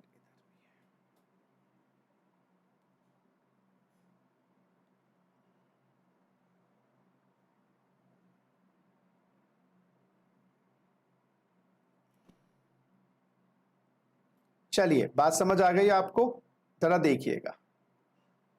तो कैलकुलेशन पार्ट्स पे ज्यादा कंसंट्रेट ना करें अभी, क्योंकि अभी याद करने में टाइम लग जाएगा। 25, 25, 22, 15, 25, 25, 22, 15, ठीक है। अच्छा, और अदर केस 30 और 30, शिफ्टिंग और रिबेट्स तो नहीं है, और फ्लैट 10% सरचार्ज है 100BAA BA वाली कंपनीज, और ABE वाली, या ये सी और डी वाली थी, ये ABE 7 और 12, और स्पेशल रेट वही 4%, 4%, ठीक है। ये समझ लीजिएगा, कोई टेंशन की बात नहीं है, बहुत सिंपल चीजें हैं। कॉम्प्लेक्स प्रॉब्लम्स करेंगे बाद में, पहले रेट्स पे कंसंट्रेट करिएगा।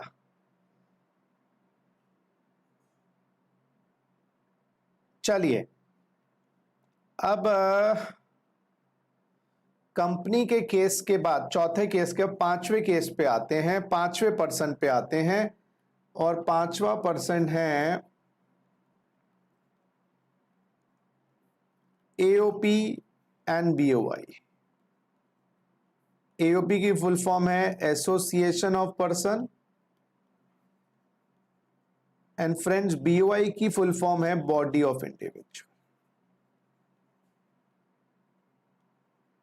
आप बता सकते हो दोनों में डिफरेंस क्या है? Can you tell me the difference between the two? और ये होता क्या है, और ये पार्टनरशिप डीड और इन सबसे कैसे फर्क है? प्लीज सर कैसे बताएं, हम आपको कैसे बताएं? अब मैं आपको एक छोटा सा एग्जांपल देता हूं बच्चों।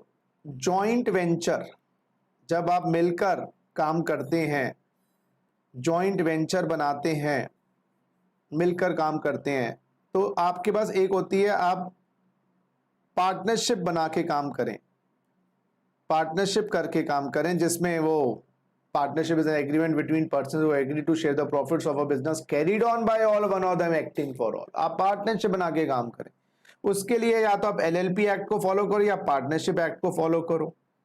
तो फिर आपकी जॉइंट वेंचर का स्टेटस हो जाएगा फर्म, उस जॉइंट वेंचर को नाम देंगे फर्म। अच्छा, अगर आप जॉइंट वेंचर को इनकॉर्पोरेट करवा लो under companies act, articles memorandum बनाकर, तो उसको हम नाम देंगे कंपनी, उसको नाम देंगे हम कंपनी। अगर आप अपने जॉइंट वेंचर को कंपनीज एक्ट में इनकॉर्पोरेट करवा लो तो कंपनी। लेकिन अगर ना ही आप पार्टनरशिप बनाओ ना ही आप कंपनी बनाओ, जैसे मैंने और आपने या दो लोगों ने मिलकर कोई कोचिंग इंस्टीट्यूट खोला, एक टीचर एक सब्जेक्ट पढ़ाएगा, दूसरा वाई सब्जेक्ट पढ़ाएगा, और सुनिएगा, तो और कोई शेयरिंग ऑफ प्रॉफिट लॉसेस नहीं कर रहे। जैसे शेयरिंग ऑफ प्रॉफिट लॉसेस तो हो सकता है, डीड नहीं बनाई, क्योंकि अगर डीड बनाएंगे तो पार्टनरशिप बन जाएगी। समझो, मिलकर काम करेंगे और कोई डीड नहीं होगी, समझो मेरी, प्रॉफिट शेयरिंग कर सकते हैं, तो फिर इसको क्या बोला जाएगा? अगर वो, हाँ जी, उनको अदर केस में जहां पर डीड तो है नहीं, डीड होती तो पार्टनरशिप तो बनती, कंपनी में इनकॉर्पोरेट नहीं करवाया, आर्टिकल मेमोरेंडम नहीं बनाए, तो अदर केस में उनको बोला जाएगा, अगर वो कॉम्बिनेशन ऑफ पर्सन है, कॉम्बिनेशन ऑफ पर्सन है, तो उसको बोला जाएगा एओपी।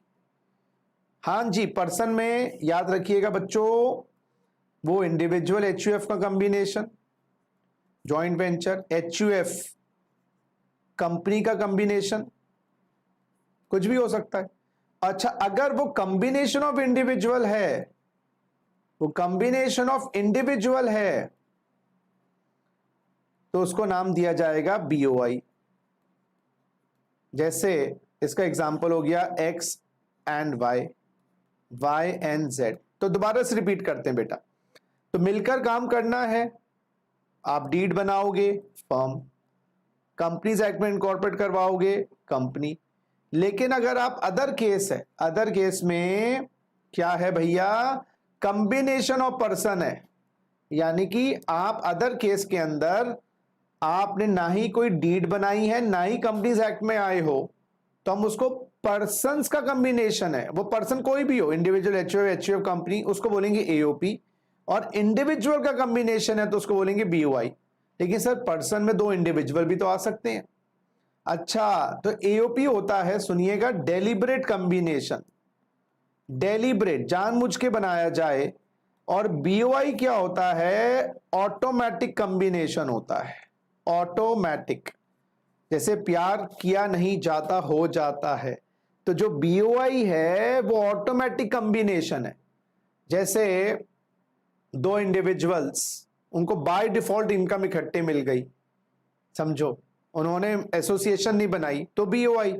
तो जहां पर डेलिब्रेट कॉम्बिनेशन है, और दो इंडिविजुअल का भी डाल सकते हैं इधर, यहां पर हम एक्स और वाई भी डाल सकते हैं, तो यानी कि एओपी में बीओआई भी आएगा लेकिन बीओआई में एओपी नहीं आएगा। मोटा मोटा समझ लीजिएगा, एओपी बीओआई में महीन रेखा है, एओपी बीओआई ना ही फर्म है ना ही कंपनी है, इसलिए एओपी बीओआई है।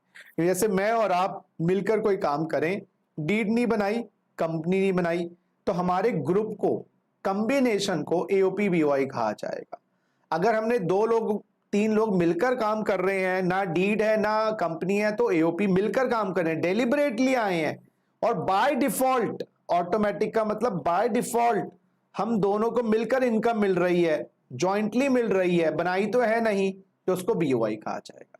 अच्छा, एओपी और बीओआई दोनों का टैक्स रेट सेम है इनकम टैक्स के अंतर्गत। बेस्ट पार्ट ये है, तो एओपी बीओआई का टैक्स रेट सेम है इनकम टैक्स एक्ट के अंदर, याद रखिएगा। तो व्हाट इज एओपी? एग्जाम में आए, it is a combination of person which is neither a partnership and neither a company, which has been deliberately created. लो जी. And what is BOI? A combination of individual which is automatic or by default, which is neither a firm and neither a company, which has not been deliberately made. अच्छा, AOP BOI के tax rates, best part is assessment year 20-21 हो भैया, या assessment year 21-22 हो, वो same है। हाँ जी, कोई एग्जेम्पशन लिमिट है? यस, वो है, और एग्जेम्पशन लिमिट मिलेगी 2.5 लाख रुपए की। स्लैब रेट है जी, बिल्कुल है जी, वो 2.5 लाख वाले हैं। 2.5 लाख के क्या स्लैब रेट हुआ, लिख देते हैं, कंफ्यूजन ना रहे। स्लैब रेट क्या हुआ? 0 से 2.5 लाख नील, समझे मेरी बात, और 2.5 लाख से 5 लाख 5%, 5 लाख से 10 लाख 20%, और 10 लाख से ऊपर 30% स्लैब रेट। तीसरी बात, शिफ्टिंग ऑफ एग्जेम्पशन लिमिट, ना बाबा ना, वो नहीं है। हाँ जी, रिबेट अंडर 87A, ना ना ना, वो भी नहीं है। अच्छा, वो स्पेशल सेक्शन 115BAC नहीं है जी, वो खाली इंडिविजुअल एचयूएफ के लिए था, जो नए स्लैब्स आए हैं, ऑप्शन है उनके पास, असेसमेंट ईयर 21-22 ऑनवर्ड्स, इनके लिए नहीं है, तो याद रखिएगा बात, ठीक है। अच्छा, पांचवी बात, सरचार्ज क्या है बेटा? Same as individual, same as individual, वही कौन कौन सा? 10%, 15%, 25% और 37%, वो सेम एज इंडिविजुअल। अच्छा सर, मार्जिन रिलीफ तो होता ही है भैया। हेल्थ और एजुकेशन सेस 4%। नोटिस किया, इंडिविजुअल का टैक्स रेट समझ आ गए तो दूसरों के टैक्स रेट समझने में दिक्कत नहीं है, क्योंकि सबसे ज्यादा चीजें उसमें है, इनके तो सिंपल है। यहां पर क्या करना है, 2.5 लाख की लिमिट लगानी है जी, असेसमेंट ईयर 20-21 हो या वो हो। शिफ्टिंग और एग्जेम्पशन लिमिट अलाउड नहीं है, रिबेट 87A अलाउड नहीं है, टैक्स रेट वही, सरचार्ज वही 10, 15, 25, 37, 4%। क्लियर है बात? इसकी कैलकुलेशन भी डिटेल्ड में जब हमारा टैक्सेशन ऑफ एओपी बीओ आएगा उसमें करेंगे, अभी नहीं। आप कॉलिंग अभी कॉन्सेप्ट ऑफ टैक्स रेट्स पर देखिएगा। तो what is AOP BOI? It are joint ventures, जो ना ही पार्टनरशिप है ना ही कंपनीज एक्ट में। अच्छा याद रखिएगा, एओपी बीओआई में कोऑपरेटिव सोसाइटी भी आती है।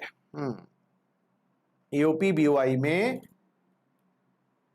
AOP BOI includes cooperative society, और कोऑपरेटिव सोसाइटी एक्ट में बनती है, लेकिन कोऑपरेटिव सोसाइटी के tax rates assessment year, cooperative society के जो टैक्स रेट्स हैं वो डिफरेंट हैं, different tax rates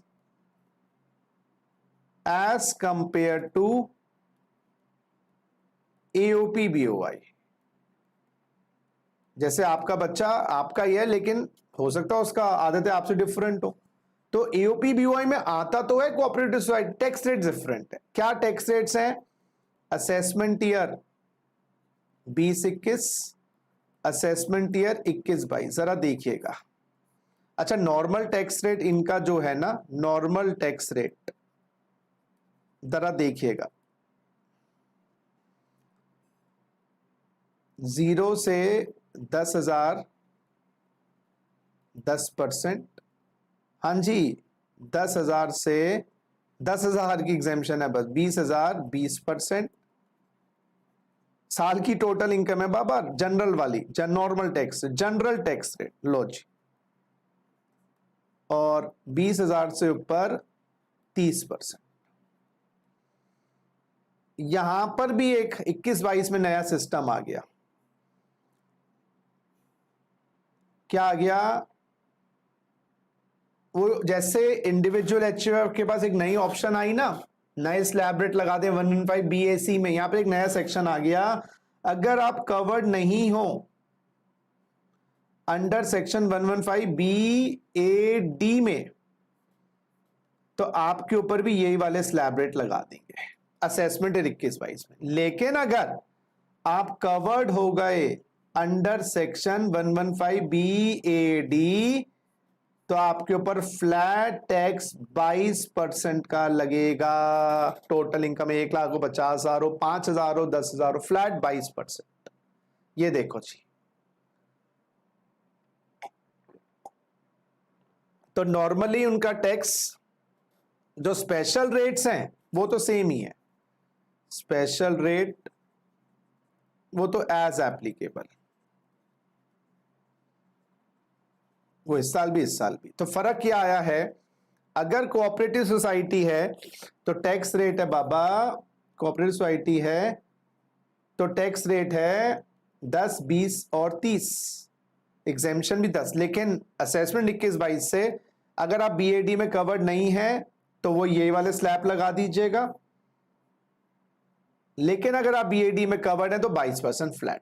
special rate वही, शिफ्टिंग ऑफ एग्जेम्पशन लिमिट और rebate under 87A not applicable. Surcharge देखना, सरचार्ज असेसमेंट ईयर 20-21 में कहते हैं जी टोटल इनकम अगर 1 करोड़ से ऊपर है तो 12%। यहां पर क्या नए साल में नए असेसमेंट ईयर में आप कवर्ड नहीं है अंडर 115 BAD तो वही total income exceeding 1 crore at the rate of 12%, वो मार्जिन लीव तो होता ही है बच्चों। लेकिन अगर आप कवर्ड हैं अंडर सेक्शन 115 BAD में तो फ्लैट 10% का सरचार्ज लगेगा। हाँ जी, वो वहां पर 1 करोड़ का कॉन्सेप्ट नहीं है, फिर जरा देखिएगा। तो अगर आप 115 BAD में कवर्ड हैं तो फ्लैट 10% का लगेगा। हाँ जी, हेल्थ और एजुकेशन सेस 4% बाबा इधर भी है इधर भी है, जरा देखिएगा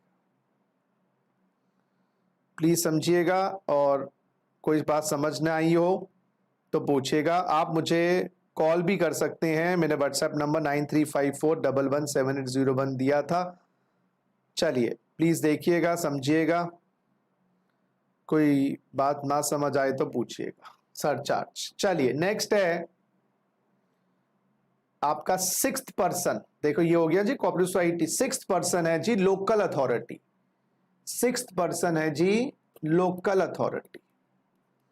फ्रेंड्स हमारे देश में ना 3 सरकारें हैं, यस 3 टाइप की गवर्नमेंट होती हैं, मोदी सरकार सेंट्रल गवर्नमेंट, राज्य सरकारें जैसे गहलोत साहब की राजस्थान में है, केजरीवाल जी की दिल्ली में है, योगी जी की यूपी में है, वो स्टेट गवर्नमेंट है ना ये।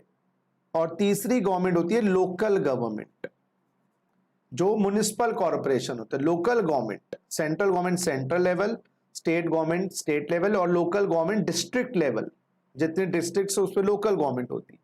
इसमें लोकल गवर्नमेंट में आता है बाबा म्युनिसिपल कॉरपोरेशंस। हाँ जी, म्युनिसिपल कॉरपोरेशन, जैसे एमसीडी दिल्ली की बात करें, म्युनिसिपैलिटीज, छोटे शहरों में म्युनिसिपल कॉरपोरेशन नहीं होती, म्युनिसिपैलिटी होती, जैसे इलाहाबाद म्युनिसिपैलिटी, या इलाहाबाद में भी हो सकता है म्युनिसिपल कॉरपोरेशन हो, मैं एग्जांपल दे रहा हूं, म्युनिसिपैलिटी। इसमें आ जाता है डिस्ट्रिक्ट बोर्ड्स, डिस्ट्रिक्ट पे छोटे और चला जाए वहां पर म्युनिसिपैलिटी भी नहीं होती, डिस्ट्रिक्ट बोर्ड होता है। कैंटोनमेंट बोर्ड, कैंटोनमेंट बोर्ड वो आर्मी का एरिया होता है जहां पर म्युनिसिपल कॉर्पोरेशन काम नहीं होती, वहां कैंट का काम होता है। Cantonment board Delhi cantt, Ambala cantt.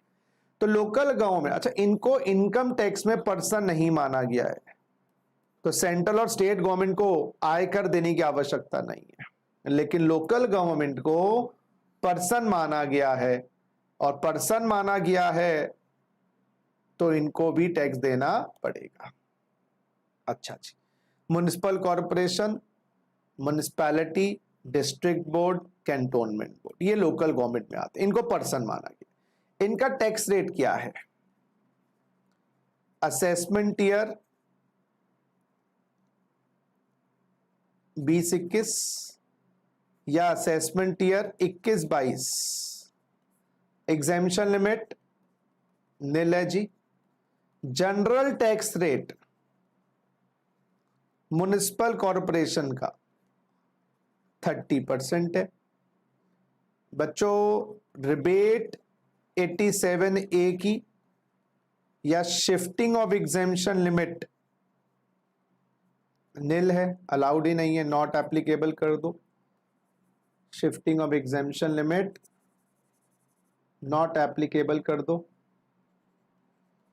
अच्छा, चौथी बात, सरचार्ज वही टोटल इनकम 1 करोड़ से ऊपर हो 12%, और मार्जिन लीव भी।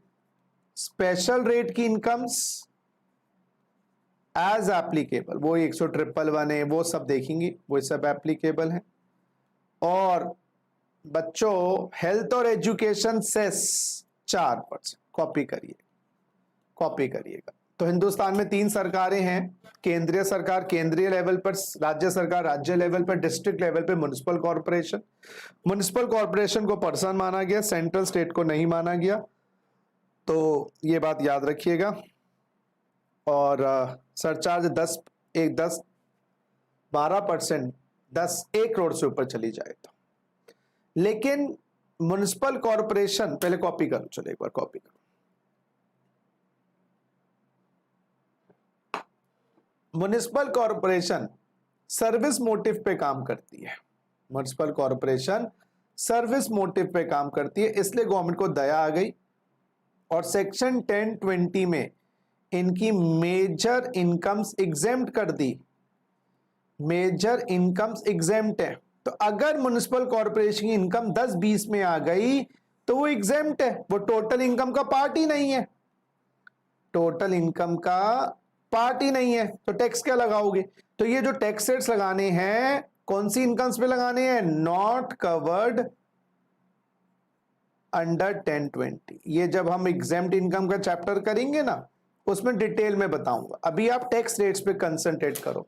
तो जो म्युनिसिपल कॉर्पोरेशन की इनकम 10-20 में कवर्ड नहीं है उस पर टैक्स लगेगा, और जो 10-20 में कवर्ड है, जो सब्जेक्ट फ्री में पढ़ा दिए है उसकी फीस क्यों दोगे? जो नहीं पढ़ाए फ्री में उनकी फीस दोगे। तो जो इनकम 1020 में कवर्ड है वो तो एग्जेम्प्ट ही हो गई, जो कवर्ड नहीं है उन पे आपको टैक्स देना पड़ेगा 30%। ठीक है, चलिए last but not the least, 7th person. हाँ जी, 7th पर्सन जिसको टैक्स, इनकम टैक्स लगता है, और उसका नाम है जी 7th पर्सन का आर्टिफिशियल जुडिशियल पर्सन, और जिसको हम बोलते हैं AJP, which is not covered under 6 above categories. अब इसको दवा की नहीं दुआ की जरूरत है, जो 6 कैटेगरीज में कवर्ड नहीं हुआ। कौन रह गया जी? अरे दिल्ली यूनिवर्सिटी, इनकी कमाई नहीं होती क्या? वैष्णो देवी श्राइन बोर्ड है ना, और गुरुद्वारा प्रबंधक कमेटी, श्री गुरुद्वारा प्रबंधक कमेटी जो सिख रिलीजन में गुरुद्वारा उसको मैनेज करती है ना। बार काउंसिल्स एडवोकेट की, जो और किसी कैटेगरी में नहीं आई, जिसका कोई नहीं हुआ तो वो यहां डाल दें। आर्टिफिशियल होना चाहिए, मैनमेड होना चाहिए, जुडिशियल आइज ऑफ लॉ, कानून की नजर में, और पर्सन का मतलब सेपरेट लीगल आइडेंटिटी। तो कानून की नजर में ऐसा आर्टिफिशियल पर्सन जिसकी अपनी वजूद है उसको डाला जाता है एजेपी में। क्या दिल्ली यूनिवर्सिटी का कानून की नजर में वजूद है? बिल्कुल है। दिल्ली यूनिवर्सिटी को हेरा फेरी करे आप सू कर सकते हो। यस, आप हेरा फेरी करो वो सू कर सकते हैं, तो आप कोर्ट में ले जा सकते हो ना। मान लो ये हैंकी है, ये आर्टिफिशियल है। यस, अब इसने आपको मार दिया, कोर्ट में क्या बोलोगे? सर हैंकी ने मुझे मार दिया। सर ये आर्टिफिशियल तो है, कानून की नजर में सेपरेट एंटिटी कोई है। समझ गए? चलिए अब इनको हम इसमें डाल दें, मिसलेनियस कैटेगरी, रेजिडुअल कैटेगरी भी कहते हैं इसको। आर्टिफिशियल जुडिशियल पर्सन को हम रेजिडुअल कैटेगरी कहते हैं। रेजिडुअल, इनके टैक्स रेट क्या है? असेसमेंट ईयर 20-2100 या assessment year 21-2200, tax rate same है। पहला जनरल टैक्स रेट वो है जी स्लैब रेट। हाँ जी, स्लैब रेट मिलेगा जनरल इनकम्स पे।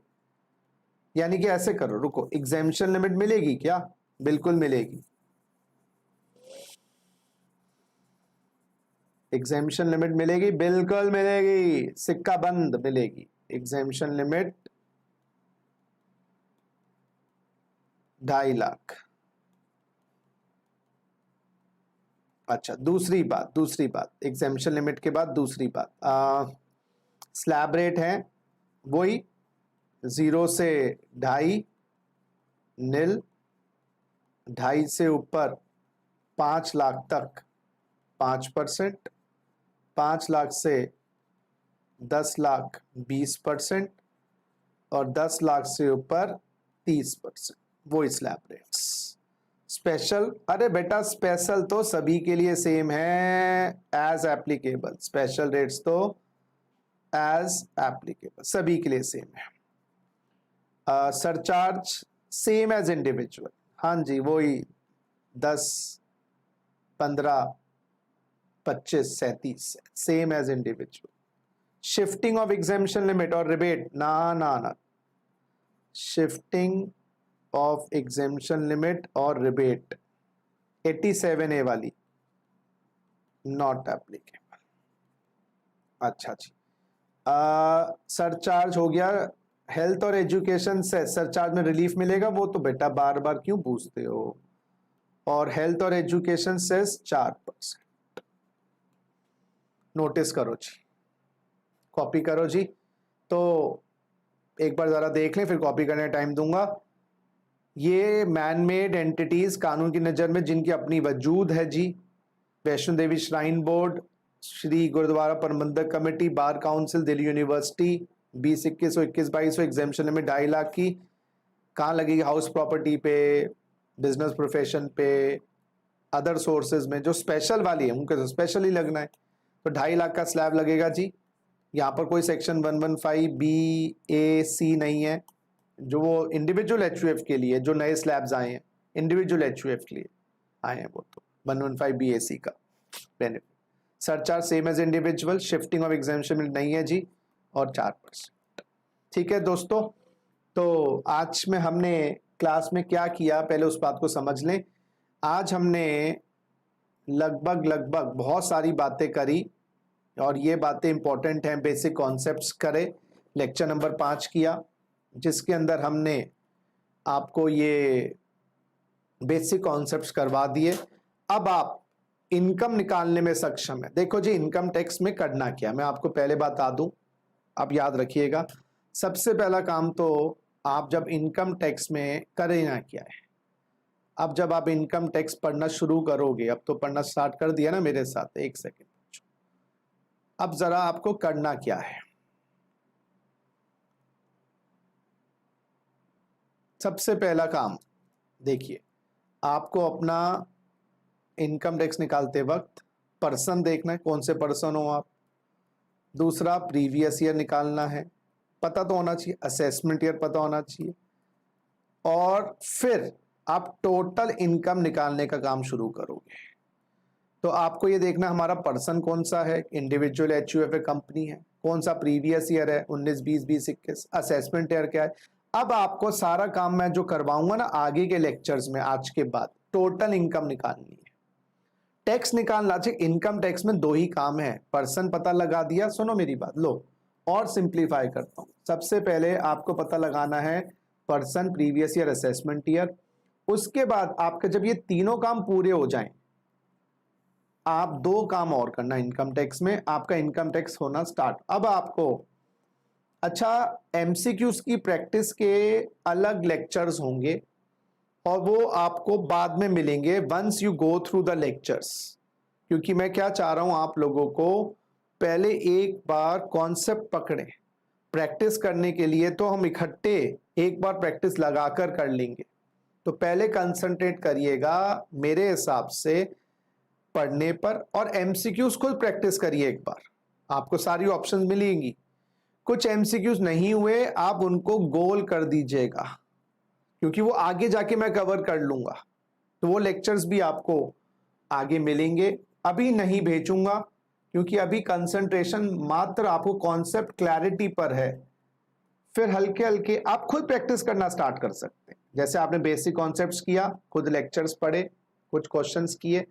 अगर आपसे नहीं हुए, आपने क्वेरी के लिए मुझे 9354117801 पे मैसेज कर दिया, व्हाट्सएप कर दिया, पूछ लिया। कॉल करना है तो क्या करें, आप मुझसे पूछना स्टार्ट करिए। तो अब आपको आज के बाद करना क्या है, पर्सन देखो कौन सा है, प्रीवियस। उसके बाद दूसरा काम आपका होता है टोटल इनकम कंप्यूट करना। टोटल इनकम कैसे, 5 हेड्स आपको निकालने हैं, जीटीआई निकालनी है और उसमें से 80C to 80U माइनस करना है और आपका आ जाएगा टोटल इनकम। और फिर टैक्स आपको कंप्यूट करके जमा करवाना है।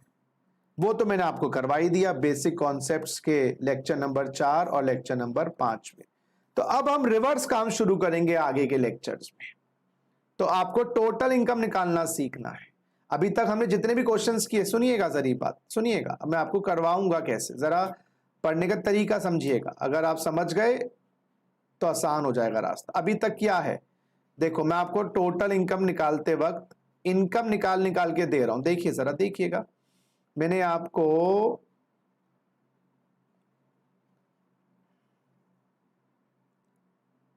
देखो यहां पर बिजनेस इनकम दे दी 2 लाख।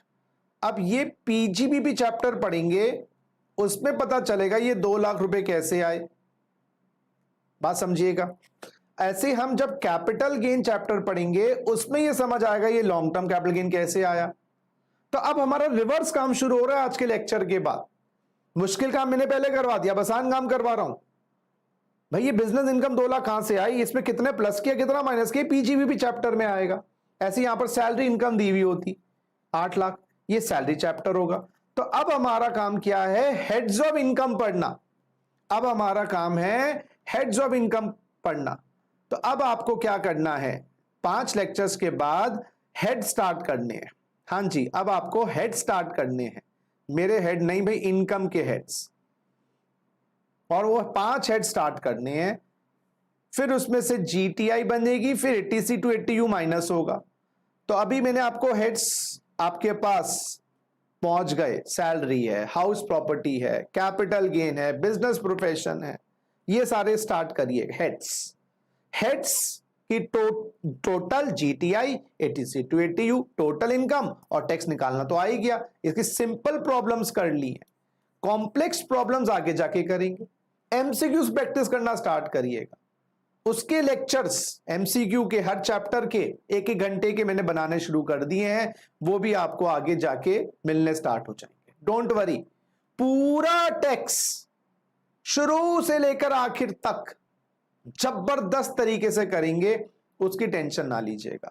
बस जैसा टीचर बताए, गुरु बताए, उस रास्ते पे चलो। तो पहले ये 5 लेक्चर्स आपने देखे, समझे, कुछ क्वेश्चंस करो एमसीक्यू के। मैं तो प्रैक्टिस इकट्ठे करवाऊंगा दोस्तों, इकट्ठे आपको 10 लेक्चर भेजूंगा जिसमें सारा आपके हर चैप्टर वाइज एमसीक्यू की प्रैक्टिस होगी। फिर आप खुद करो अभी। उसके बाद हेड्स पढ़ो, जीटीआई निकालो, 80C to 80U माइनस करो, टोटल इनकम, टैक्स निकालना तो सिंपल प्रॉब्लम्स करवा दिए। टैक्स की complex problems, once your heads are finished then I will send across complex problems, अभी नहीं। ठीक है दोस्तों, तो आप लोगों को जैसी भी क्वेरी हो 9354117801, बंदा हाजिर है आपके लिए। फोन करिएगा, कॉल करिएगा, मैसेज करिएगा, ठीक है। थैंक यू, टेक केयर, स्वस्थ रहिए, मस्त रहिए, खुश रहिए।